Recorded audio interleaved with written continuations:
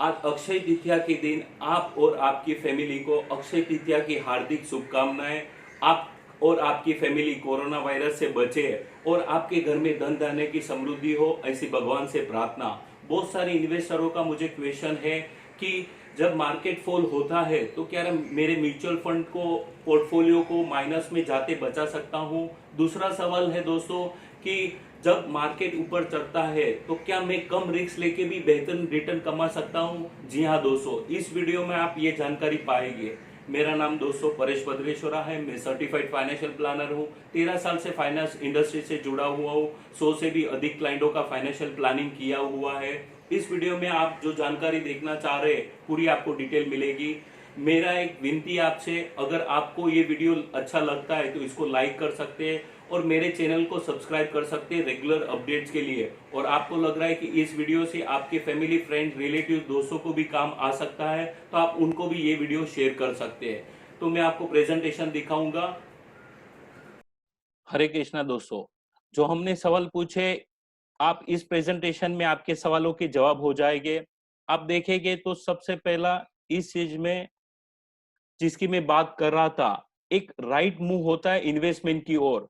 तो ये जो प्लान के बारे में बात कर रहा हूँ, पोर्टफोलियो के बारे में बात कर रहा हूँ, एनजे का मार्स मास पोर्टफोलियो है। मास का अगर फुल फॉर्म लेते हैं तो mutual fund automated portfolio rebalancing system. Okay, normal हम लोग इन्वेस्टमेंट करने जाते हैं तो क्या क्या पैरामीटर देखते हैं। हम देखते हैं कि इसमें रिटर्न कितना है, रिस्क कितना है, कैपिटल ऑफ सेफ्टी कितनी है, लिक्विडिटी एंड टैक्स एफिशिएंट कितना है। हम देखेंगे तो हमारे पास इन्वेस्टमेंट के ऑप्शन है, या तो हम बैंक में एफडी करते हैं, आरडी करते हैं, डेट म्यूचुअल फंड में करते हैं, या तो हम लोग गोल्ड में इन्वेस्ट करते हैं, और तीसरा ऑप्शन देखेंगे तो इक्विटी थ्रू बाइंग स्टॉक्स और म्यूचुअल फंड। सो ये कैसे काम करते हैं हम देखेंगे तो डेट और एफडी। अगर रिटर्न देखेंगे तो एफडी में करीबन 7 से 9% है, डेट म्यूचुअल फंड में भी करीबन 7 से 9% आता है। रिस्क एफडी में सबसे लो है, वैसे ही डेट म्यूचुअल फंड में भी सबसे लो है। फिक्स डिपॉजिट बात करें तो सेफ्टी गारंटी है, डेट म्यूचुअल फंड में गारंटी नहीं होती। लिक्विडिटी, एफडी को आप कभी भी रिडीम कर सकते हैं, प्री मेच्योर भी विड्रॉ कर सकते हैं, डेट म्यूचुअल फंड को भी आप विड्रॉ कर सकते हैं। टैक्स एफिशिएंट, एफडी का जो भी इंटरेस्ट है हमारे इनकम स्लैब के हिसाब से ऐड हो जाता है अदर सोर्स ऑफ इनकम में, उस हिसाब से हमको टैक्स भरना पड़ता है। जबकि डेट म्यूचुअल फंड में अगर आपका होरिजोन 3 साल से ऊपर है तो हमको इंडेक्सेशन टैक्स बेनिफिट मिलता है। गोल्ड देखेंगे तो अगर पास परफॉर्मेंस गोल्ड का देखेंगे तो इन्फ्लेशन के आसपास ये आता है। रिस्क एवरेज है, सेफ्टी ऑफ कैपिटल एवरेज है, लिक्विडिटी हाई है but with a cost, tax efficient भी हाई है। तो गोल्ड का अगर 5 साल का रिटर्न देखेंगे, ये पीपीटी बनाया 31 नवंबर 2019 को। सो 7.9% का रिटर्न, एवरेज एनुअलाइज रिटर्न दिया गया है। अगर हम इक्विटी बात करें तो इक्विटी में रिटर्न हाई है, रिस्क भी हाई है, कैपिटल ऑफ सेफ्टी इक्विटी में नहीं होती, लिक्विडिटी हाई है, टैक्स एफिशिएंट जैसे एलटीसीजी इसमें एप्लीकेबल है। तो हम लोग बीएसई और सेंसेक्स का डिलीवर देखेंगे तो 8.45% return in a like 5 years which is a beating inflation of 1.5 comfortably. Okay, तो हम लोग ने अब तक देखा तो उसमें समझ में ये चीज आ रही है कि जहां पे रिस्क हाई है वहां पे रिटर्न हाई है, जहां पे रिस्क लो है वहां पे रिटर्न लो है। ओके, तो क्या ऐसा ऑप्शन है जहां पे कम रिस्क में भी आपका हाई रिटर्न आपको मिल सकता है? यस दोस्तों, हम एक एग्जांपल देखेंगे टू इन्वेस्टर का, मिस्टर एक्स और मिस्टर वाई।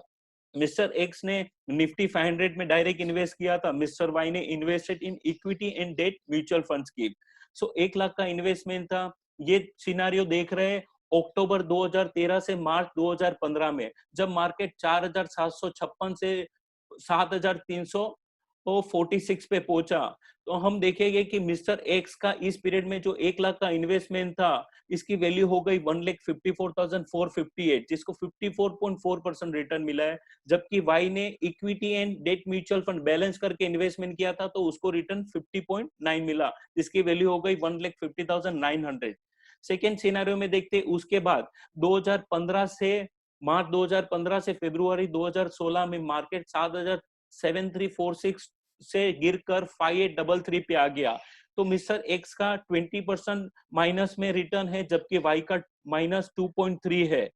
ओके, इसके बाद वाला सिनारियो देखेंगे तो अगेन मार्केट फरवरी से लेकर नवंबर 16 में 5,833 से लेकर 6,804 पहुंचा। तब x का रिटर्न 21% बना, y का भी रिटर्न 21% बना। बट करंट वैल्यू उनका कॉर्पस का देखेंगे तो x की कॉर्पस है 1,48,928, जबकि y की कॉर्पस है 1,78,397। आप सरप्राइज है कि ये डिफरेंस क्यों है? तो डिफरेंस ये ऑलमोस्ट 30% y ने हायर रिटर्न लिया है। y ने ऐसा क्या किया? तो जब rise lower to the market, जब मार्केट बढ़ती है तो ये पोर्टफोलियो इतना रिटर्न फेच नहीं करेगा, बट जब मार्केट डाउन होती है तो ये अपने पोर्टफोलियो को बचाता है। जो हमारा सवाल था इसमें यहाँ जवाब दे रहे हैं। जब आप देखेंगे तो मार्केट दिसंबर 2013 से दिसंबर 2014 में बढ़ा था, तो निफ्टी 500 डायरेक्ट जो इन्वेस्ट किया है 56.26 का रिटर्न मिला है, बट डीए में जो इन्वेस्ट किया है वो 50 पॉइंट, ये पोर्टफोलियो में जिन्होंने इन्वेस्ट किया है उसको 50% रिटर्न मिला है। बट जब मार्केट फॉल हुआ है तो आप देखोगे तो -20% का रिटर्न है निफ्टी 500 में, जबकि ये पोर्टफोलियो का रिटर्न है -2.32। अगेन मार्केट ऊपर बढ़ता है तो आप देखोगे निफ्टी 500 का 77% रिटर्न है, जबकि डीए का रिटर्न 57% है। लेकिन टोटल अगर आप पूरा होरिजोन देखते हैं इस पीरियड में, तो निफ्टी 500 का 122% का रिटर्न है, जबकि डीए का रिटर्न 131 है। Mr. White invested in Mars Mutual Fund Automated Portfolio Rebalancing System. Okay, ये मार्स है क्या? तो मार्स किस तरीके से काम करता है? मार्स आप जब पैसे देते हैं तो वो इक्विटी एंड डेट को में अपने करंट वैल्यू मार्केट वैल्यूएशन के हिसाब से उसमें प्रोपोर्शनेटली इन्वेस्ट करता है। टॉप परफॉर्मिंग इक्विटी स्कीम में इन्वेस्ट करता है। Asset allocation, as a financial planner हम हर क्लाइंट को बोलते हैं कि आपका पोर्टफोलियो एक एसेट एलोकेशन होना चाहिए, यानी कि कुछ फंड इक्विटी में होना चाहिए, कुछ फंड डेट में होना चाहिए। तो ये पोर्टफोलियो उसी तरीके से काम करता है। इस पोर्टफोलियो को हर 6 महीने में रिव्यू किया जाता है और उसको स्कीम की रीबैलेंसिंग ये साल में एक बार होती है। किस तरीके से ये काम करता है? मास यूजेस अ रिसर्च मॉडल। इनके पास एक बड़ा रिसर्च मॉडल है जो ये जो correct allocation equity based on current valuation, अभी मार्केट का जो वैल्यूएशन चल रहा है उसके हिसाब से वो इक्विटी एंड डेट में अलोकेट करता है। आप देखोगे तो जब मार्केट हाई होता है, एक्सपेंसिव होता है, तब मार्च में ये लोग इक्विटी में कम इन्वेस्ट करते हैं। अब जब मार्केट चीप होता है, जैसे मार्केट अभी डाउनफॉल है, तो ये लोग का इक्विटी एक्सपोजर बढ़ जाता है। सो ये सुनने में बहुत अच्छा लग रहा है, क्या इसी तरीके से काम भी करता है? हम देखेंगे ये जब भी सेंसेक्स 20,000 का सेंसेक्स था, तभी आप देखेंगे ये मार्च पोर्टफोलियो ऑलरेडी दिसंबर 2000 से चालू है। तब मार्केट मार्च में इन्हें इक्विटी में 80% इन्वेस्ट था, जब डेट में 20% इन्वेस्टमेंट था। आप देखोगे मई 2014 में मार्केट 20,000 का 24,000 बना, तो इन्होंने अपना इक्विटी एक्सपोजर 80 से लेकर 60 कर दिया। जब मार्केट 24 का 26 पे पहुंचा तो आप देखोगे इक्विटी 55% पे। जब मार्केट 29 पे पहुंचा तो इनका इक्विटी एक्सपोजर 40% हो गया। अगेन जब मार्केट फॉल हुआ तो अगेन इक्विटी एक्सपोजर बढ़ा के 65 कर दिया। तो एक ये राइट मूव लेता है कि जब मार्केट ऊपर चढ़ता है तो इनका इक्विटी एक्सपोजर बढ़ता है, लेकिन जब मार्केट नीचे फॉल होता है तो उनका डेट फोलियो में इन्वेस्टमेंट बढ़ता है। सो आप देखो कि ये जनवरी 2020 में भी 40% इक्विटी और डेट में 60% था। ओके, जिसकी वजह से मार्केट फॉल हुआ, लेकिन ये पोर्टफोलियो बच गया। ये पोर्टफोलियो दिसंबर 2013 से चालू है। इसको बोलते हैं asset allocation has very dramatically launch. And अगर आप ग्राफ में देखेंगे तो जब मार्केट ऊपर चढ़ता है तो ये इक्विटी का अच्छा रिटर्न फेच करता है, लेकिन जब मार्केट डाउनफॉल होता है तो ये हमको डाउनफॉल से बचाता है। ओके, सो आगे के जैसे पैरामीटर देखे तो ये भी प्रोडक्ट के हम पैरामीटर देखते हैं तो रिटर्न इसमें कैसा है तो के हाई है, रिस्क हमारी लो है। जो क्लाइंट का क्वेश्चन था ये यहाँ पे उसको एड्रेस हो रहा है। सेफ्टी ऑफ कैपिटल कितना है तो low risk of low capital invested 3 years and above के होरिजोन में। लिक्विडिटी आप इसको कभी भी विड्रॉल कर सकते हैं। टैक्स बेनिफिट भी है। Is there only one investment option in March? मार्च में क्या एक ही इन्वेस्टमेंट ऑप्शन है? ना दोस्तों, मार्च में दो टाइप के इन्वेस्टमेंट ऑप्शन है। एक डीए बोलते हैं, उसको बोलते हैं डायनामिक एसेट एलोकेशन पोर्टफोलियो, और दूसरा है fix asset portfolio. Dynamic asset portfolio में मार्केट के वैल्यूएशन के हिसाब से इक्विटी एंड डेट में इन्वेस्ट होता है। उसमें भी तीन ऑप्शन अलग अलग अवेलेबल है। जैसे एग्रेसिव, एग्रेसिव बोलता है 0 to 100% इक्विटी में होना चाहिए, डेट में 0 to 100%, मॉडरेट में मैक्सिमम आपका इन्वेस्टमेंट 60% इक्विटी जाएगा, कंजर्वेटिव में आपका इन्वेस्टमेंट मैक्सिमम 30% जाएगा। तो इस तरीके से है। फिक्स एसेट अलोकेशन पोर्टफोलियो हम देखेंगे तो इसमें फिक्स अलोकेशन है, जिसमें बैलेंस पोर्टफोलियो भी है, SIP aggressive portfolio, SIP diversify portfolio, ELS portfolio है, ई10, ई100 से लेकर ई10 है। ई यानी इक्विटी एक्सपोजर, इक्विटी एक्सपोजर कितना चाहिए अकॉर्डिंगली उसमें अवेलेबल है। ओके, परफॉर्मेंस देखिए डायनामिक एसेट अलोकेशन एग्रेसिव का, तो लास्ट एक साल में ये परफॉर्मेंस नोटेड किया गया था 31 दिसंबर 2019 में, जब तब निफ्टी का ऑलरेडी 9% का रिटर्न था, जबकि ये डीए एग्रेसिव पोर्टफोलियो का 8% रिटर्न था। 2 साल का रिटर्न देखेंगे तो निफ्टी ने 3.27% रिटर्न दिया है, जबकि डीए ने 4.55 दिया है। 3 साल का रिटर्न देखेंगे तो निफ्टी ने 13.65 का दिया हुआ है, जबकि इस पोर्टफोलियो ने 9.16 का रिटर्न दिया है।